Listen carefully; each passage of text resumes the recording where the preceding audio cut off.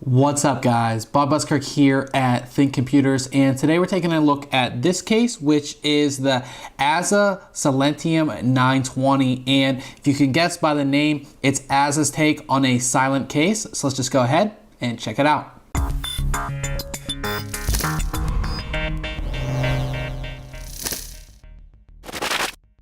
So if we take a basic overview look at the case, it is a pretty basic design. It is pretty sleek and stylish, but it's not over the top. Of course, with most silent cases, you're really not going to get that anyways. Most of them are pretty plain. Now we're going to start here at the front. And as you can see, AZZA keeps a nice clean design. There is a front door here, which we'll get to. We do have our AZZA logo down here. And also on the front, we do have all of our front connections. So right here, you have a USB 3.0 port, your audio connections, your USB 2.0 port, and a small little reset button right there. Of course, you have your larger power button right here as well. Behind here is a 120 millimeter intake fan. Now, you're maybe wondering, how does the air actually get in there? If you move this up here, we can see that air is going to come in right about there to give you, of course, that intake. Now, up top here, you do have a little hidden drive bay here. So that is a 5¼ inch bay. So that's one right there. Now, if we open this up here, it takes a little bit. It's a little harder to pop off. But once you pop it off here, you have 1, 2, 3. And this actually looks like there would be 4, so a total of 5. But this bottom one is actually a 3.5 inch drive, but they do have it covered here to keep it clean. Now, there is an adapter included if you do want to install a 3.5 inch external drive. But that is basically it. Oh, also, you do have a sound dampening material. So again, this case is made to be quiet. So you definitely want that sound dampening material on the door right there. Just it's not super thick, but it is gonna keep that sound out. Of course, that's what you want with a case like this. Both side panels on the case are clean. There are no windows or anything like that. Now there is this large extrusion right here, which pretty much takes up the whole side panel. We're gonna see why that's there once we get inside the case. But we'll go ahead and move around to the back here. Make sure we're all in the frame. There we go. And we do have our last fan, which is a 120 millimeter exhaust fan. So you have the front 120 and this rear 120. There are 2 large water cooling holes right here. You have 7 expansion slots. And of course, your power supply is going to be mounted on the bottom of the case. Both side panels do have easy to remove thumb screws, so you can take the side panels off nice and easily. On the bottom of the case are 4 very large rubber feet. There is a little fan or a little filter here for your power supply, but it's not easily removable. It's one of them slide-in ones that you kind of have to push to get in there. It's kind of flimsy as well. It's not one of the ones that are easily removable from the back or the side of the case. And then you also have this spot here where there isn't a filter, but I guess you could put one. You could move this one over and put it on there if you have a bottom-mounted fan installed.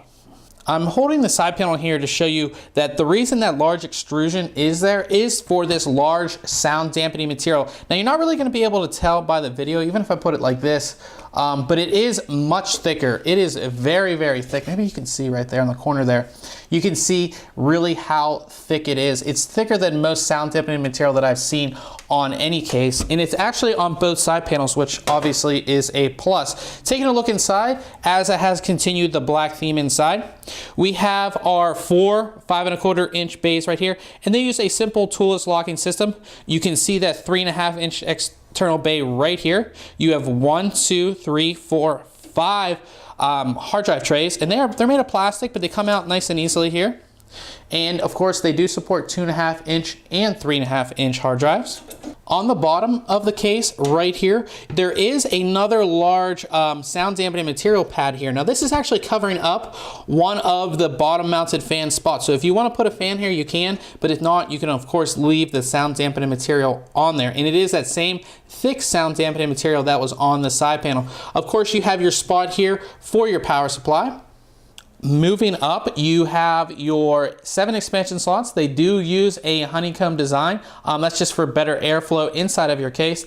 And they do use thumb screws to hold them in place. The 120 millimeter exhaust fan only uses a Molex connection. I would have really liked to have seen a 3-pin connection as well. There is a very large CPU cutout right in the middle of the motherboard tray. Of course, that's going to help you install an aftermarket CPU cooler without having to remove the motherboard from your case. There's also a large piece of that very thick sound dampening material right on the top of the case. So all the noise that this fan right here in your CPU cooler is going to make, that's going to be, you know, canceled out by this very large piece of sound dampening material.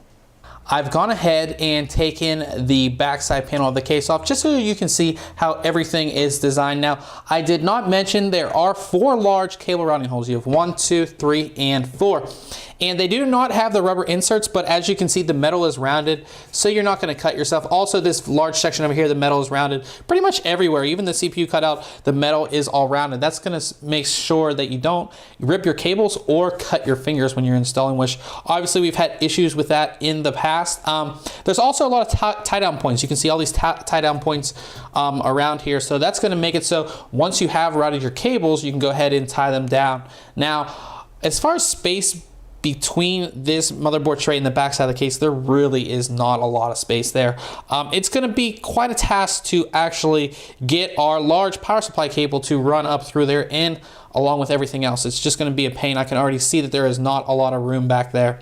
Also, one thing that's very apparent that is missing on this case is a CPU power cable routing hole. Usually we see it right up here, somewhere along those lines, you know, right there. It is not there. So if you are, you know, on a system that does require that CPU power, which would be an Intel system, you're not going to be able to route it behind the back of the case. You're actually going to have to route it either, you know, down here, up through here, and across, or just go straight up from your power supply, which just isn't going to look nice. So that is basically it here for our quick overview video of AZZA's Silentium 920 case. Again, it is their take on a silent case. Make sure you check back very soon on ThinkComputers.org as we'll have our full written review. And remember, guys, if you like our videos, why don't you subscribe? Thanks for watching.